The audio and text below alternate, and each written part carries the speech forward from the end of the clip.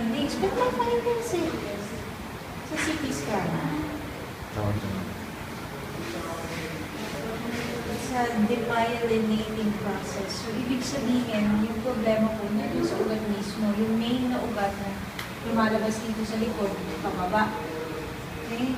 So, yung cause niya, yun ang hindi ko masasagot sa'yo. Kasi dapat kang i-work up either ng spine doctor, yun talagang yun mo ang specialization, or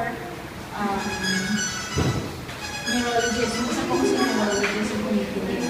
Pero kung wala po neurologist, baka kasi emptiness niya, yun lang yung mga dulo. Kailangan mo kasi sa main, kung saan siya lumalabas sa spine, doon po siya, doon po yung problema, kaya manina po yung kalahati. Okay? Ang hindi po masagot sa inyo ay kung bakit po siya nangyari. Kasi kailangan ng further work up po yan. Yung mga sakit po kasi na, ang tawag dito, autoimmune yung tawag namin eh. Kumbaga, something po yun sa katawan mo, ang ginagawa niya,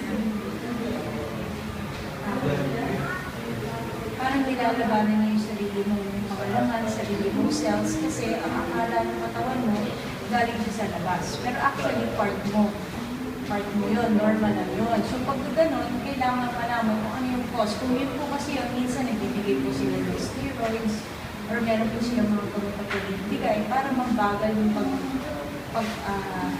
pag-degrade yung pag-hina. Okay? Pero kailangan po ng specialista. Okay? Hindi ka naglagyan. Over ilang months siyang humina. Pero matagal, di ba? Dahan-dahan siya.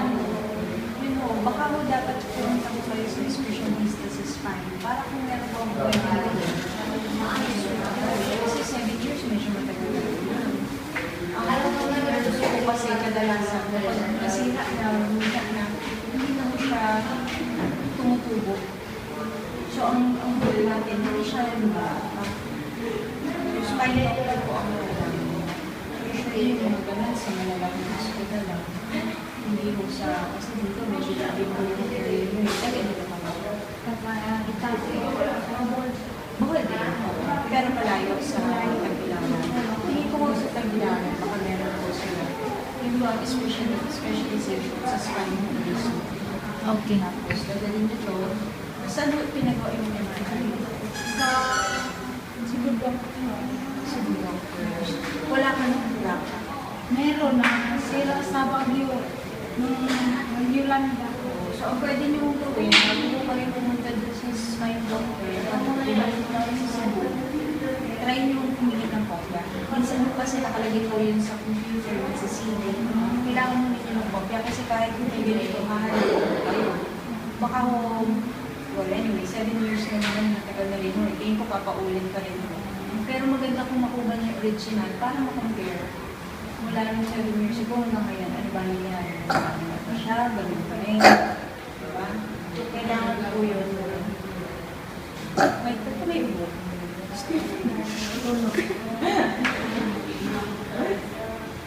Okay? Ubo. Pero sa tingin ko, hindi ko surgery ang ano. Usually lang ang ubo kung sakala. Kailangan may bigis ng ubo. Okay?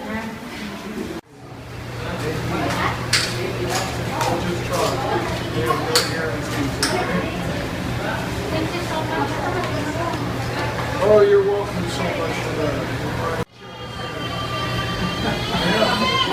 I'm a licensed wheelchair mechanic. I made it to level 2. Didn't make it to level 3. Well, if they wouldn't let me in the school. Like I said, they wouldn't let me into the school for level 3. So, but I've been not welcome in schools before.